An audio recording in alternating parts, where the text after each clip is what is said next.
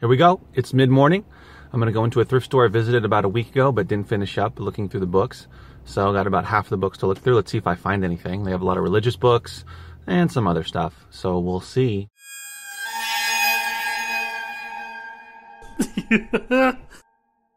Boom! Books! The book bandit is back. I actually found books instead of VHS tapes and CDs today. No VHS tapes, no CDs. But I did find some great books. Even though I mostly focus on nonfiction books, it's also good to look in fiction as well, because sometimes you'll come across some things. So I found this book, which is written by a Chinese author, Mo Yan, Change, and it's going for really good money. I believe it was, it's rare though, there's actually not that many copies on Amazon, so it's going for good money. I think it was over $25, possibly $30. Got it for 75 cents.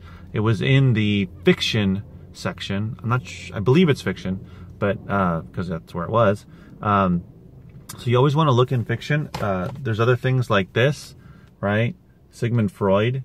I've also sold a copy of the autobiography of Frederick Douglass. There's some other, I can't remember off the top of my head, but some more of the classic titles, whether they be fiction or autobiography, that sort of thing.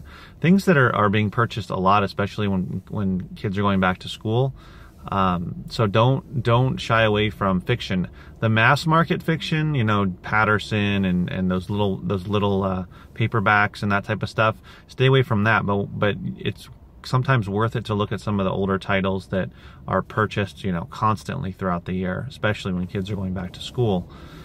So make sure and take a look at that. I also found this random one called Surfing, Vintage Surfing Graphics.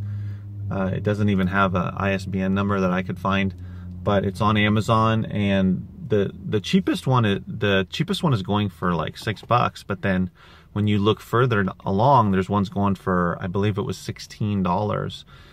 So sometimes, and the cheaper one is in acceptable condition, while this is in very good condition. Sometimes you want to take a look at the other prices, other FBA offers, if there's more than one, to see if some of those other ones are going for better money, which in this example it was. That also happened with another book I found. So sometimes, you know, click through and take a look at some of those other FBA offers. This also depends on how much you're spending on the book, the rank, you know, how many ratings there are, whether it's a book that seems like it'll sell. Vintage surfing graphics is very, very niche, so that's something that's probably going to sell. There's almost always a lot of kids books, and most of them are not going to be worth much, but the ones you want to look at are the ones, the hardcover kids books that are oversized, right? They're tall, they're long, and especially the ones with dust covers. Some of the ones that don't have dust covers might be worth something, but mostly the ones with the dust covers. So here's an example of this one, The Leaf Men and the Brave Good Bugs by William Joyce. This is another one I believe that had a one item or one FBA offer that was really low, but then after that they went up significantly higher. So I got this one for $1. I think it's ranked around 1 million, but it's in good condition. So a lot of people like to buy these bigger, oversized kids books, you know, because they have the nice covers.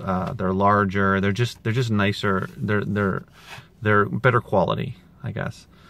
So a lot of times these will go for good money, especially if you find one that it has few copies. Now this was the find of the day here. Grayling by Jane Yolen. This one hardly had any copies, and I'm gonna list it for probably around $40 to $45, and I got it for $1.50. It's in great shape, probably very good condition. There's about 3 or 4 FBA offers. One of them is much lower, and then the rest of them are $40 and up. But there's not very many copies, so it's something that will eventually sell, and there's a fair amount of reviews. So you just want to keep your eyes out, or keep your eyes peeled for those types of children's books, because I've sold quite a few, and just about every thrift store is going to have some of those, and you'd be surprised at what you find. So I didn't find a lot of books quantity-wise, but I found enough that were valuable to definitely make the trip more than worth it. So I probably found, I don't know, 15 or so books to sell, 12 to 15. You know, it was a quick run. don't have much time to go around to different thrift stores. Have to go to this one, focus on it, and then you know, go home. So I thought this would be a little different, you know, vlogging in the car. Hopefully you get some pointers from it, and get out there and find some books. But remember, keep booking.